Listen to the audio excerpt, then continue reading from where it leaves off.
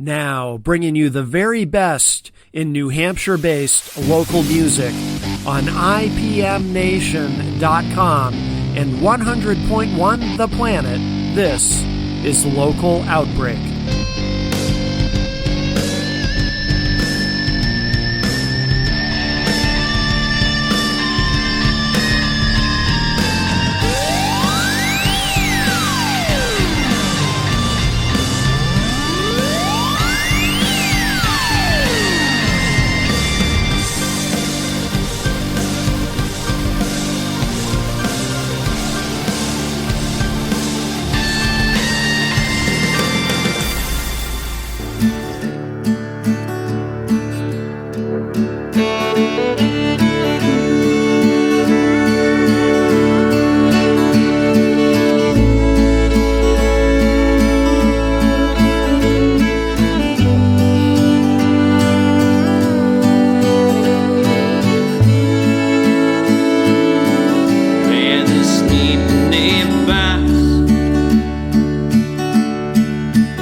In the street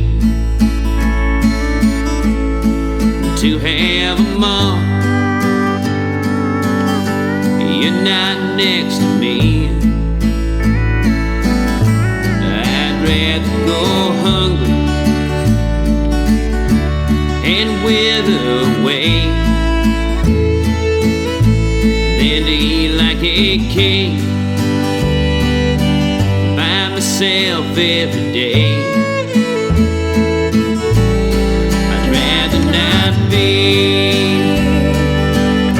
In a crowded room,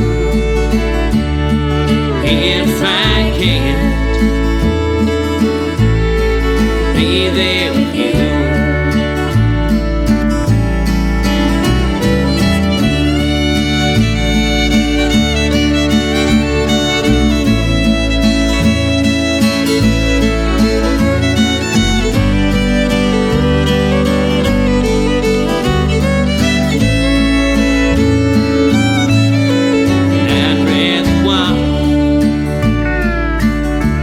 In the pouring rain than to walk in the sun and not see your face. Rather not dance to an old field tune. If I know I can't dance with you,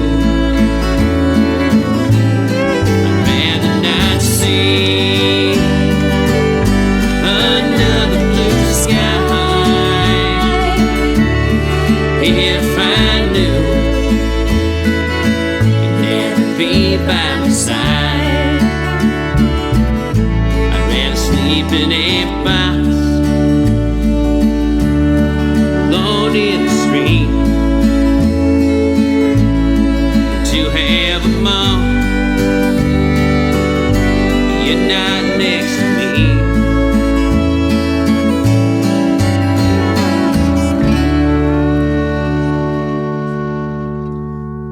If I Can't Be With You is by Mr. Cameron Sutphin, who is here with us. Welcome, Cameron. Yeah, thanks for having me. Great to have you here, and I'm looking forward to hearing you play. You did bring your guitar. And by the way, so congratulations are in order, I believe. You're about to get married? Yes, I'm getting married, so we're less than a week, so I'm getting married next Friday. Oh, very good. Yeah, I saw your Facebook post. This is your last public performance before the wedding? So I'm doing the Sandown summer concert series on Tuesday. Oh, okay. Because my fiance and I are both working right up until the wedding. Oh, no kidding. Yeah. Good for you. So. Well, I'm dying to hear you play something. If you want to. Yeah, thanks. Yeah, so this is the first track on the album. It was put out last month, and it's called John Henry. This was my attempt at writing a John Henry song, because being a folk singer, I wanted one because everyone else has one. All right.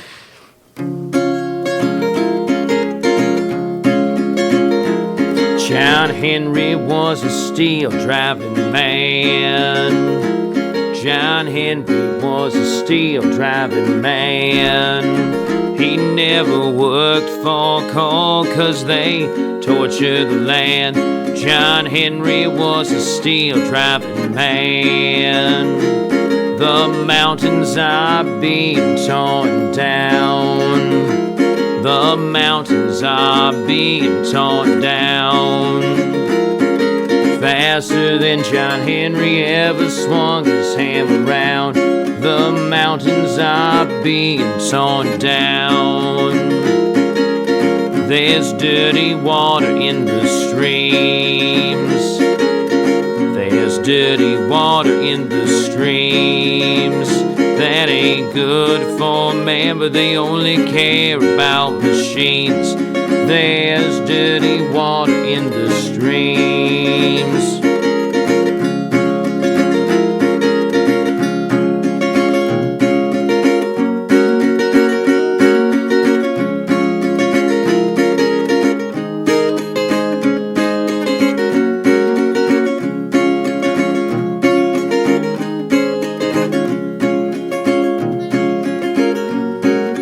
Henry beat the steam drill with only a hammer in his hand. But it'll take more than that to rid coal from this land. The air in the mountains ain't clean. The air in the mountains ain't clean. And you can't beat a steam drill if you can't breathe. The air in the mountains ain't clean. John Henry was a steel driving man. John Henry was a steel driving man. He never worked for coal 'cause they tortured the land. John Henry was a steel driving man. John Henry was a steel driving man. Cameron Sutphin is with us live in studio here, and you sound great. Your voice is unique. I can't think of anyone who sounds quite like you. Do you get compared to anybody that I'm maybe not thinking of? Sometimes Bob Dylan, because I like Bob Dylan, and I also I'm a big Neil Young fan. Okay, but I don't have as high of a voice as Neil Young does. Yeah, no, that's true. Yeah, are those guys big influences of yours? Oh yeah. I got into Bob Dylan when I was a teenager. So my first Bob Dylan record, because I'm in my 30s, was Modern Times from the 2000s, and then I had to go backwards. Oh, okay. And figure out that there was the Freewheelin' Bob Dylan, and, Blonde on Blonde, and Nashville Skyline, and all the other ones. Did going back and listening to those earlier releases, did that kind of change? Like, did you appreciate those more because artists who've been around for decades, like Bob Dylan, who've had that kind of a career, everybody always says, oh, I like the earlier stuff better. But I'm curious if from your perspective, because you really discovered him late in his career, I'm curious if you feel that same way or no. I mean, I like the early stuff. It's, I think most everything Bob Dylan does is genius, but I remember I saw Bob Dylan many years ago with my family in Amherst, Massachusetts.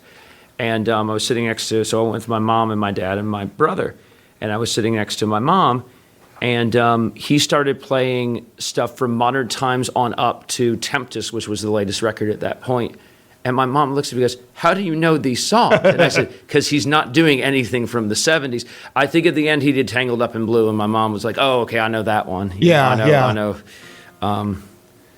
I've heard that he'll do that. Like, he'll kind of, he doesn't necessarily want to load up his set with a lot of the earlier material, which is interesting because there were probably people, I mean, they might not have shown it, but there were probably people in that audience who were actually not pleased that he wasn't leaning more on the earlier stuff. You know what I mean? There were, behind us where the band Dawes was opening for him. So there was a couple guys there who I thought were older. They were probably my age or mid-20s. Yeah. I was a teenager. I was at the time.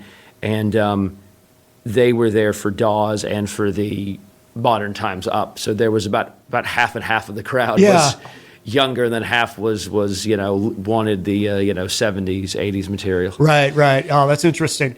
And tell us about this album. So you sent me, now this is your debut album, not your debut release, because you have an EP that you had put out previously, but the song that we played at the top of the show, and we're going to play another one, of course, later.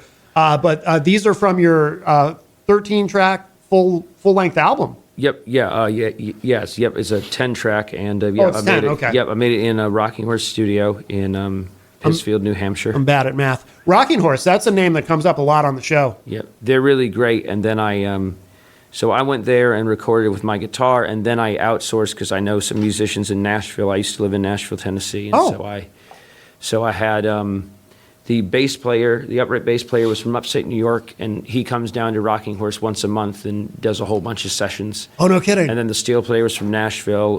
The fiddle player, Amy Alvey, now lives in Nashville, but she used to live in Boston. She's in a bluegrass duo called Golden Shoals, and I met her on a tour called the Massachusetts Walking Tour many years ago. Yeah. And then I had my friend Kat Kennedy sing on a couple tracks, and she's out in L.A., and then my friend Mary Hastings, who's out of Concord, New Hampshire, where I am technically out of until August 1st, but after the wedding I won't be there anymore.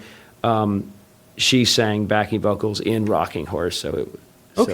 And we used to play in a duo called New Leaves, and we stopped that duo last year because Mary went back to school full time.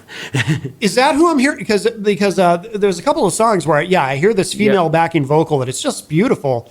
Or actually on what track is it? Oh, I think it's Mansion on the Hill. Yeah, that's she sings with you, and you sound amazing together. Thank you. Yep. So yeah, and that's that song I wrote in. That's the only song I play that I wrote in college. Really? Yeah. Because when you go to Nashville, about your first writers round, you realize you have to throw all your material. You go, oh shoot, that's not good. I have to start over. What is that, a writers round, for people who don't know? It's where you play. You get up with it's you and 2 or 3 other writers. Yeah. And you play 3 to 4 songs, and you just go around. So you just go right down the line. Is that unique to Nashville, do you know? Or do they, I don't know, maybe I think maybe I've heard of that happening in New York too, but it seems like it's kind of an unusual thing, right? It started in Nashville. There's a couple places that do it.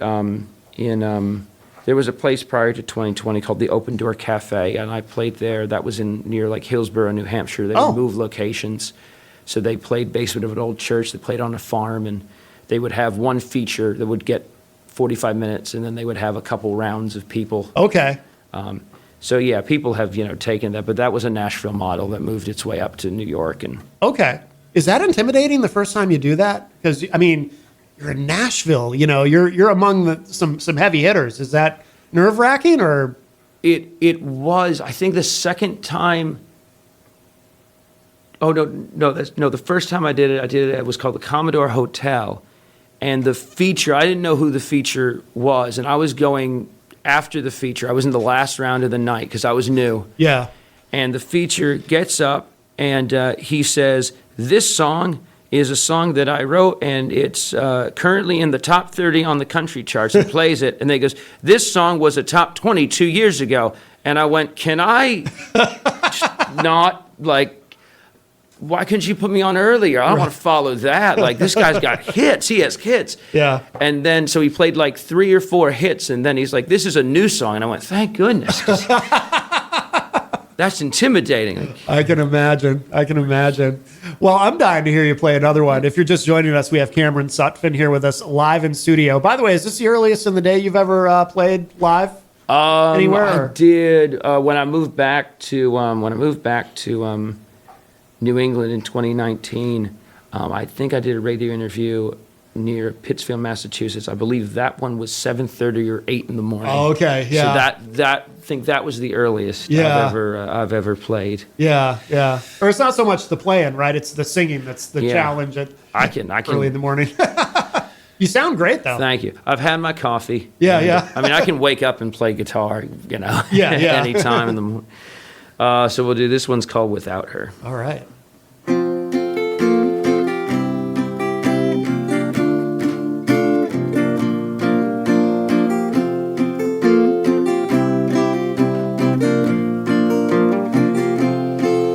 Every sunrise and set Every chord that I fret, it doesn't matter, it's all a waste without her. Every line that I write doesn't matter on a lonesome night. They're all throwaways without her. When I walk down the street, there's no one beside me. I'm all alone in a crowd without her. When I turn out my lights, there's no one to hold me through the night. When I get up in the morning, I'm there all alone.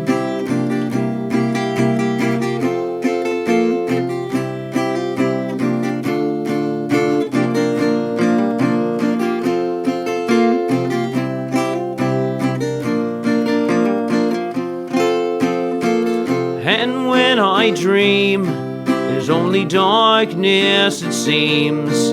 I can't see the light without her. When I go to the bar, it doesn't feel right at all, 'cause I try to forget I'm without her. When I lay my head to rest, all I feel is emptiness. When I get up with the sun, nothing matters now that she's gone. Every sunrise and set, every chord that I fret, it doesn't matter, it's all a waste without her. When I lay down to sleep and the Lord calls me, will I still be without her? If you're just joining us, Cameron Sutphin is here with us live in studio. Are you playing out a lot? Do you play a lot of shows? Yeah, so I'm lucky. So this is my full-time job, and so like this afternoon and sometimes mornings, a little later than this, about 10:30, I play nursing homes, and that's my quote-unquote day job. Yeah. And then I play a lot of folk venues, a lot of coffee houses, and library lawn concerts. I've got a couple of those coming up in August, and farmers markets, really any community event type thing. Yeah. Where they want, classic country and folk music. Yeah, yeah. How long were you in Nashville when you lived down there? 3 years. 3 years, yeah. 3 years. What brought you back? There was I wasn't making any money. Yeah, it's tough, right? Because it's, you're surrounded by all this great talent, but you're surrounded by all this great talent. It's kind of a double-edged sword in Nashville, right? Yeah, and so my roommate was a guy who played on the EP that I made named Ashton Lee, and he taught me a lot. He moved out to Colorado. Yeah. And then the following year, I moved back up to New Hampshire. I moved back to New England. I'm from Connecticut originally. Oh, okay. Okay. And, because it's a hard scene. The rent is insanely expensive because it's a booming city, and I do a lot better in New England than I ever did in Nashville. So I'm quite happy here. Yeah, no doubt. But I bet you wouldn't trade the experience, right? Because I'm sure you learned a ton. Oh, I learned a ton. I got to make I got to make a 3-song CD down there, and that was really nice. And I learned how to go into a studio. Yeah. So the second time I did it here, I wasn't as intimidated because I knew what I was getting into. Right. That makes sense. Did you have mentors in Nashville? Did you have people who kind of took you under their wing? I mean, the main guy, and I just met him because I needed a roommate, was my roommate Ashton Lee, and he's my age, and he went to school for music, and he knew way more than I did. Yeah. And he really helped me. And then I had this woman I met at a writer's round, who who was, you know, significantly older than me and had been writing in Nashville for about, I think at the time, 7 years, and her name was Deb Zeems. And she helped me learn how to like lay a song out on a page and how to write. And we did a couple of co-writes, and that really helped. Yeah, yeah, excellent. How did you get into playing at nursing homes? So I started playing in a church folk group. It was Holy Family Church at the time in Enfield, Connecticut, my hometown. And there were 3 nursing homes in the town, and every Christmas, one of the guitar players with the Lions Club would have us go play. And I asked somebody, I said, hey, could I just play here? Because I was like 13 and wanted any gig. And they said, yeah, you can play. And then I found out that they'd pay you for it. Yeah. And I was like, it doesn't just have to be volunteers. Like, yeah, we'll give you some money. Yeah. And it just, you know, and then I started calling more up, and then I figured out, well, I can go make a living at it and, you know, not have to get, quote unquote, a real job. Yeah, that's fantastic. And just go play a bunch of shows. And then at night you can do all the folk type venues. And That's fantastic. There's a lot of musicians. There's a guy I met playing the Biggie. I played there a couple years at Connecticut Building, a guy named Sean Taylor, who's out of Connecticut. And we were playing, you know, late afternoon, and we discovered we did the same thing. We were doing the same thing. No kidding. You know, he's like, oh, yeah, I was doing that the other day, and now I'm here, you know, doing, you know, 12 to 2, and I was doing 2 to 4 after him. And Oh, wow. we Very discovered cool. we did the same type of thing. That's awesome. You want to play another one? Yeah, we'll do one off of the Nashville one. Oh, cool. Okay. This one. So this song called Drive, and I put this out. So 7 years ago, the Nashville EP came out called Heartbreak Town, and it was my fiance's suggestion. I'll give Millicent all the credit for this. She heard the songs, and I had told her that I was going to put out this new 10-track, and she said, well, be a shame if, you know, because they had like no streams. Oh, yeah. And she said, well, you know, be a shame if you know, they're good songs, you do something with one of them. And so she said, you know, you should make a video. And so I made a lyric video to this song, Drive, and I had someone in L.A. Make it, you know, for me, and it was lyrics and tour pictures of all the tours I'd done with friends and camping. We camped all across the country with a couple friends. Yeah. And it got now has 11,000 views on YouTube, which is my first video to have over 10,000 views. So excellent. I was quite grateful to Millicent, my fiance, for making that suggestion because it worked. So yeah, it's called Drive. It's about driving around the country. I've been to now 32 states in D.C. No kidding. Wow. The only one I flew to was California. Yeah. And that was last year to go to a music festival with my brother. So we both flew in and then flew out. Oh, okay. Gotcha. I didn't. Someone was like, oh, you're going to drive? I said, no. That's a hike. That's a hike. That's a hike. Although I was playing the Merrimack Public Library a few years ago, and I played this song, and this woman bought the CD, and she said she was doing a cross-country trip, and she was going to listen to it the entire time. And I said, well, it's only 3 minutes, so that might want to throw in other songs. Right. That's going to be on repeat for a lot. Yeah. I think she was going to either Nevada or Arizona. She said she was driving out. Oh, okay. So it's called Drive. Here we go. Right.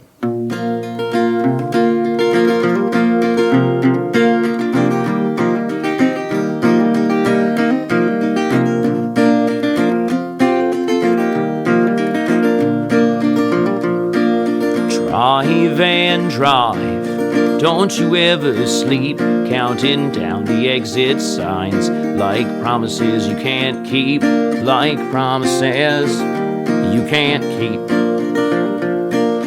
Drive and drive, watch the night turn into day, as long as you keep moving, you won't feel the pain, no, you won't feel the pain.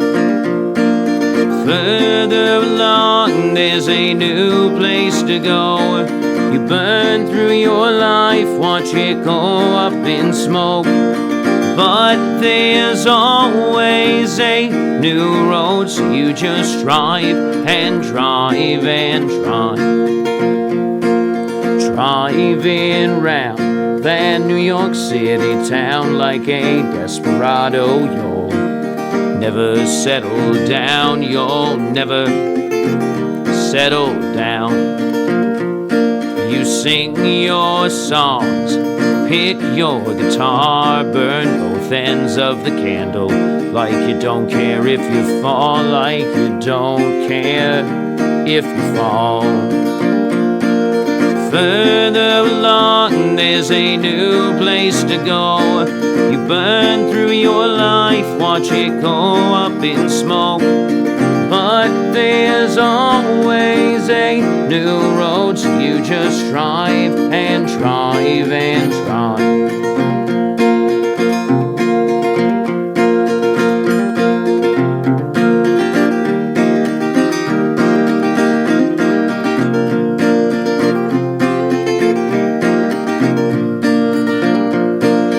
Further along, there's a new place to go.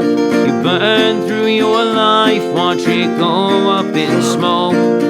But there's always a new road, so you just strive and strive and strive. Strive and strive. Don't you ever sleep, counting down the exit signs, like promises you can't keep, like promises you can't keep, like promises you can't keep. I like it. Cameron Sutphin is here with us, alive in studio here, and sounding great. And yeah, I can see where someone that is I can see where someone would think that was a good driving song. I can kind of picture it. But like you said, not necessarily listening to it over and over and over, but I didn't even want to calculate all the times you have to repeat to get from here to the Midwest. Now, how did you wind up working with Rocking Horse? Like I said, that's a name that comes up a lot on the show, and a very popular studio. How did you connect? It's Brian, right? Yes, Brian. Yes, Brian. Brian. I forget his last name now. I know him too, and I'm blanking on. I know a lot of Brians. I'm blanking on it too. It's on the back of the album. That's all right. Brian from Rocking Horse. Yeah. How did you connect with him? I ended up Googling studios in New Hampshire, and it's about 20 minutes from where I live, and they had samples on their website. And when I was making it, I was playing with Mary Hastings when we were playing with the duo. We were playing Market Days, and the guys running sound were in this band called Club Soda, and they their female singer was having a hip surgery, and they said to Mary, they said, "We're doing this gig in Maine. Can you fill in on a couple of songs?" And then they said to me, "Oh, could you play two on some songs?" And we were in front of this 21 outside. They said just under 1,000 people, which is really nice of them. And as we're getting set up and sound checking, I mentioned I was making an album, and they said, "Oh, where?" And I said, "Rocking Horse." They said, "Oh my gosh, we've been there. They're great," and they really are great guys. So I didn't know, the reputation. I just heard the tracks they were doing, and I said, "Oh, this sounds great. I'll go there." Oh, it's Coombs, right? Brian Coombs. Yes, Brian Coombs. I knew it would come to me eventually. Yeah, they were great. They were great. Yeah, fantastic. Yeah, I've been to that studio. It's very impressive. Are you going to now? Do you have more? I don't know.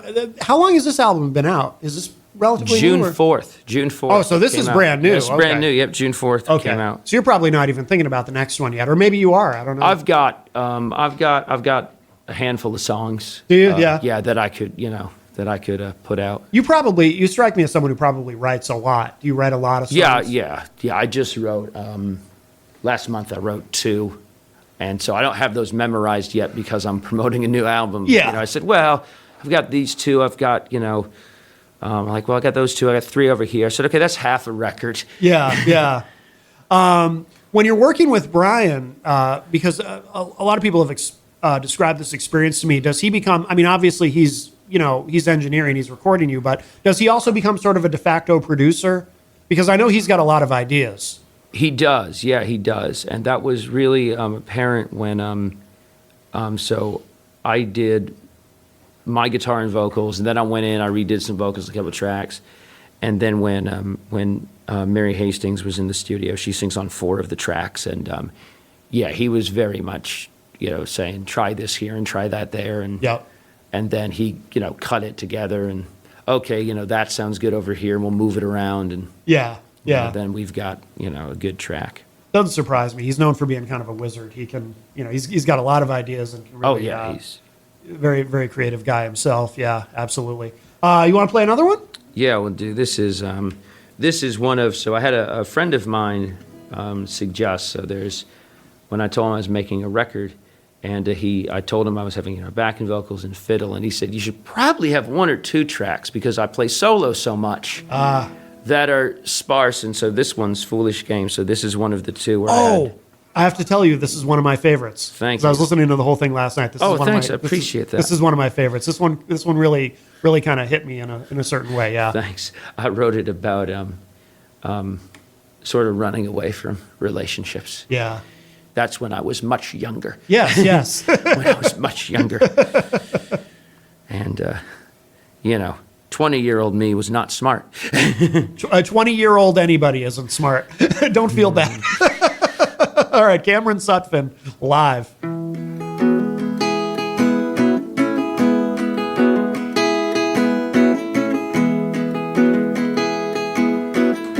I hate to see a friend flying toward the sun, only to get burned in the end.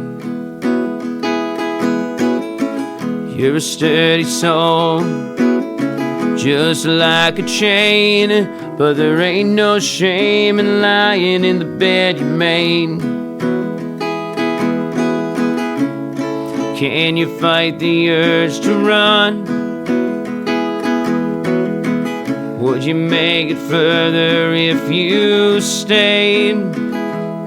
Can you lie by my side for one more day? Where'd you learn that love's a foolish game? Maybe you're right. I put my heart on a shelf so high no one can tear it down. 'Cause I remember a lie I was told, time will ease your pain and lighten your load. Can you fight the urge to run? Would you make it further if you stayed? Can you lie by my side for one more day? Where'd you learn that love's a foolish game? And you hear the sound of a slamming door, and you know you've heard it in your past before. Will you shoot me down like a cannonball? Will I see your face when the night turns to dawn? Can you fight the urge to run? Would you make it further if you stayed? Can you lie by my side for one more day? Where'd you learn that love's a foolish game? Where'd you learn that love's a foolish game? Where'd you learn that love's a foolish game? Cameron Sutphin live in studio with us this morning. Yeah, I really like that song. Oh, a thanks. lot. I appreciate that a lot. Absolutely, absolutely. We should, for those just joining us too, we should plug. So you've got one more live show before the wedding. Yep, that's the Sandown concert series next Tuesday, and that's in Sandown, New Hampshire. Now, what do now Sandown? Is that near Keene? That's yeah. It's, Okay. Someone was posting on a Facebook forum that they wanted musicians for this concert series. Yeah. And I messaged, I just sent a private message to the people booking it, and with, a track from the album and just my name and my bio, and they said, Yeah, every Tuesday, and gave me a list of availability. Oh, excellent, excellent. So is that something they do throughout the summer? Every Yeah, Tuesday throughout the summer? yeah. That's so they have the so it's on Tuesdays, and they have a farmers market on Tuesdays with a musician, and then that shuts down, and then they have their concert series at night. Oh, very So I'm doing cool. concert series, Awesome, awesome. and I'd never heard of it before till this year, and I can't wait to play it. It's gonna be Excellent.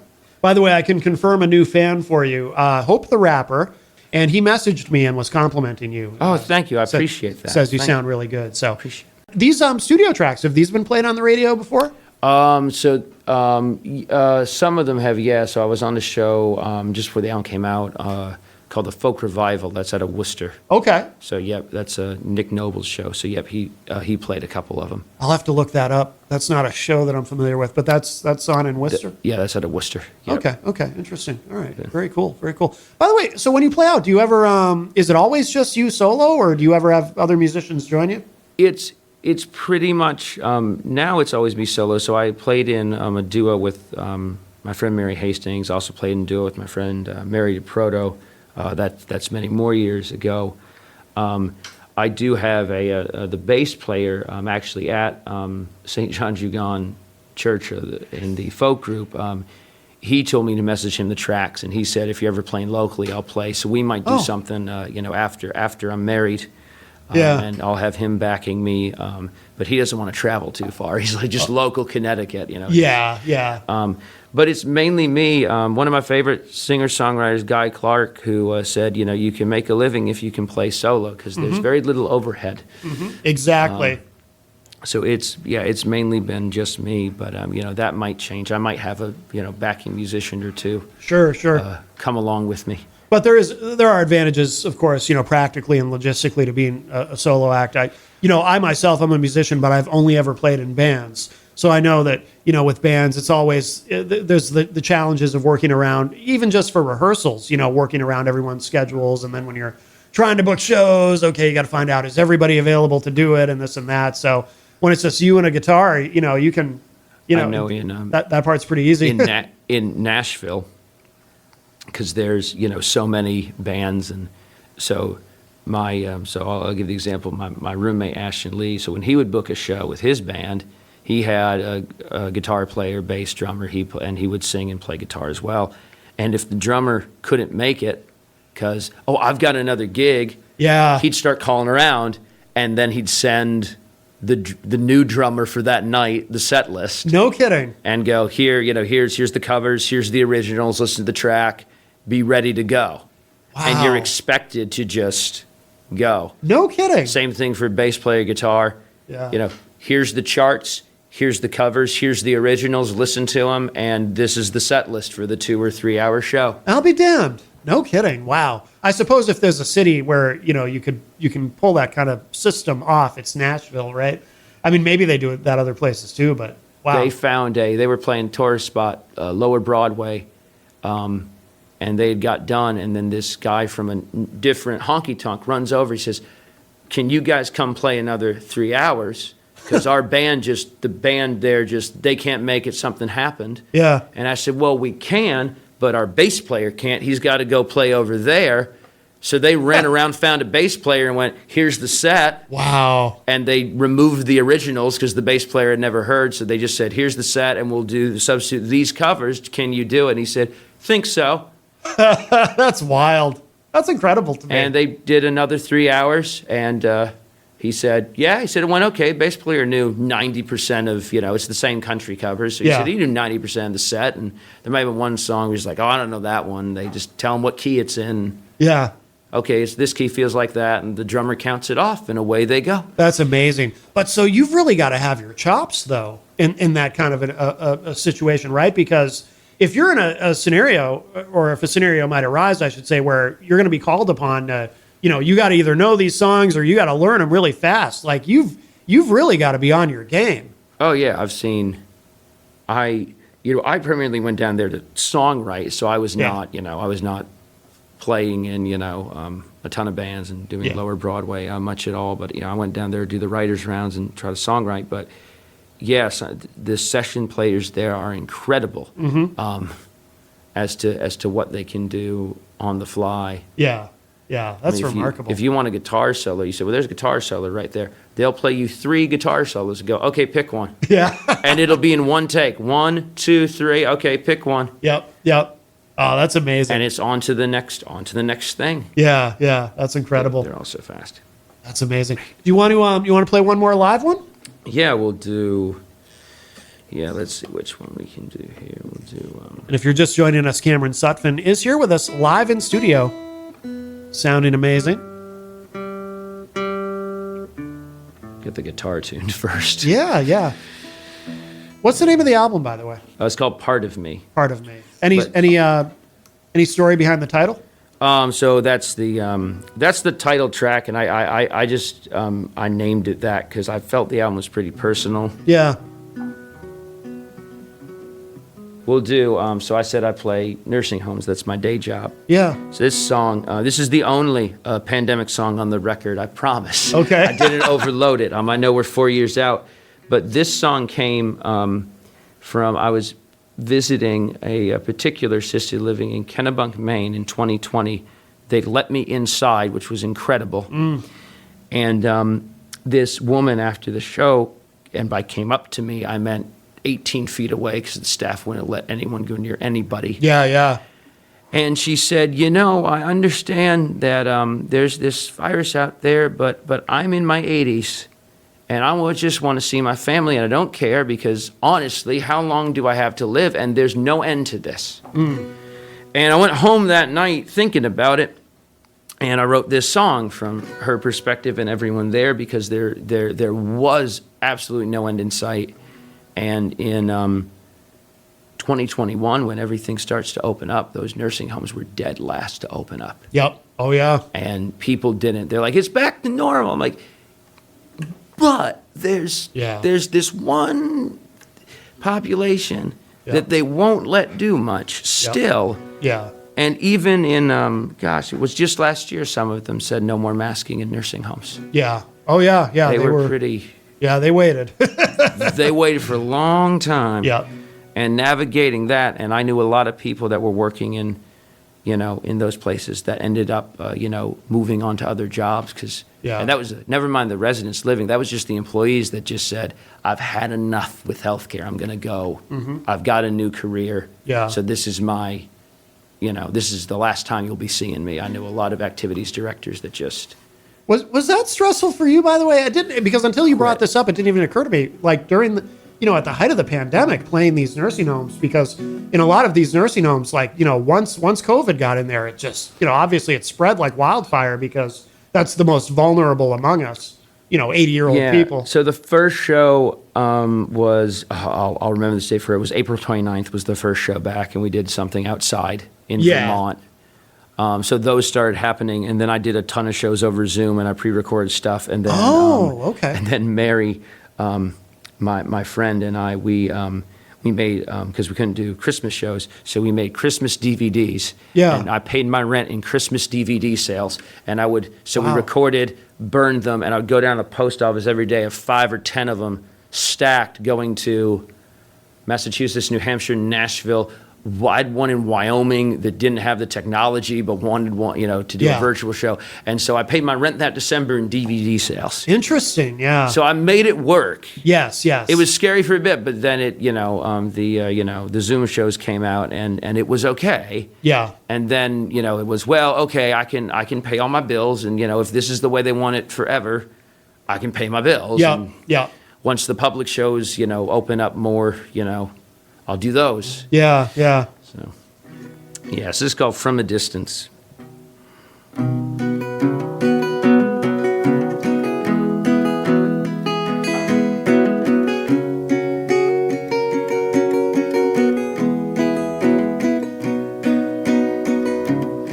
From a distance, that's how it's been for 6 months now. Who knows when this ends? Can't hold my son or my grandkids. All I get is a window visit. They told me if I hug them, I might get sick and die. But right now I give my life to hold them one more time. Don't know how I'm gonna make it through. This is lonesome, like I never knew. They can't tell me when I can kiss my son. They just tell me to be strong.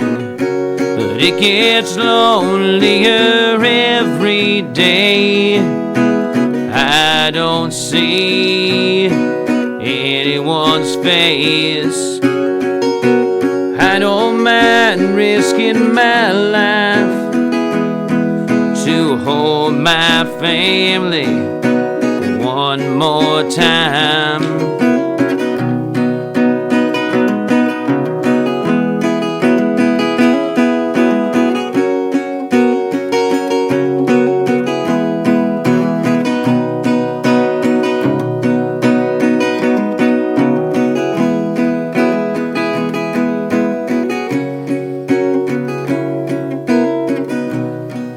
From a distance, that's how it's been for a year now. Who knows when this ends?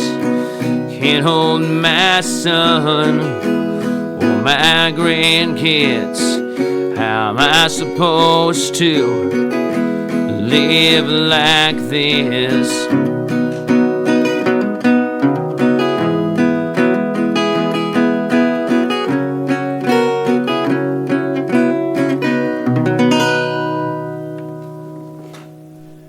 Cameron Sutphin live in studio with us. Beautiful, beautiful. Oh, thank you so much. Hey, Cameron, before we run out of time, please let everyone know how they can find you online. Where's the best places to go to keep up with everything that you're doing? Get your music, check out your live dates. Yep, so it's Cameron Sutphin Music on Facebook and Instagram. And the dates are posted. The July dates are posted there. We'll have the August dates up soon.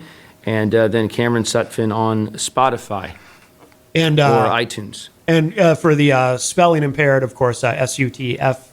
I'm sorry, no. That's okay. I'm spelling impaired. S-U-T-P-H-I-N, correct? Yep. Okay. And then once you have that, you type that into Google, you can find everything about me. Yes, there you go. There you go. Yeah, it's not a particularly common last name. So No, once you have that spelling down, that's it. It's all there. Yeah, exactly. there, And congratulations again on the nuptials. Thank you. Yep, we're excited. We're less than a week away, so that's exciting. Well, we're going to close out the hour with one more studio track from Cameron. This is called "What Makes It Great." Anything we should know about this before we play it? No. So I wrote it. All the way back in it was 2017, and everybody in 2016, there were a lot of musicians writing protest songs with the line, "We don't need to be made great," and I gave myself a challenge to use that line, but to not be specific. Okay. Because Bob Dylan, when he wrote protest songs, was not specific. Anyone could use them for anything. That's true. You know, the time "Blowing in the Wind" was not specific. "Times They Are Changing" was not specific as to what the senators or congressmen were for or against. It was just general. Yeah, you're right. And so I haven't thought of it that way. So Yeah. I gave myself that challenge. I said, can I write a song with that phrase in it and not make it specific? Yeah. And it was about an old car I used to own that got up to 295,000 miles, and I got trade-in for it. Oh, my God. And the car out there just hit over 200,000 miles and Wow. still running. I've been very, very lucky with cars. What kind of car is it? I'm curious now. So the car out there is a Nissan Versa, Okay. and then the car in the song was a 2012 Hyundai Sonata. No kidding. Wow. All right. Well, very good. So we will close with this. This is called "What Makes It Great," the great Cameron Sutphin, and we'll have to have you back again in the thank future. you so much. This was really wonderful. "What Makes It Great," Cameron Sutphin. I got this car, 2012 Hyundai. Bumper's missing, headlights out, but it runs the same. The windshield's cracked, but it still drives. It's not what you see that makes it shine, but it used on Broadway almost a year ago to the day. It's traveled 50,000 miles since then. It's ready to travel them again. You don't need that flash and shine. You just need something to get you by. Keep the details, your chrome and flames. It's what's underneath that makes it great. Some men are rich and they'll let you know when all their sleeves put on a show. But I know things men keep inside late at night when they turn out the lights. You don't need that flash and shine. You just need something to get you by. Keep the details, your chrome and flames. It's what's underneath that makes it great.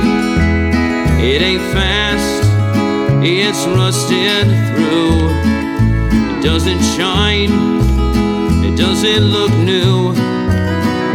But I don't need something fresh off the lot.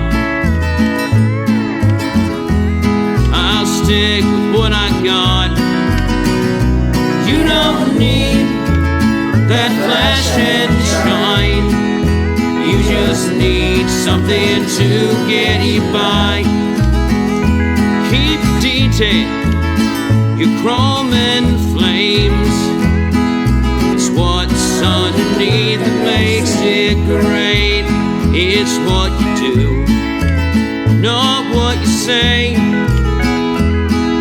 It's what's underneath that makes it great.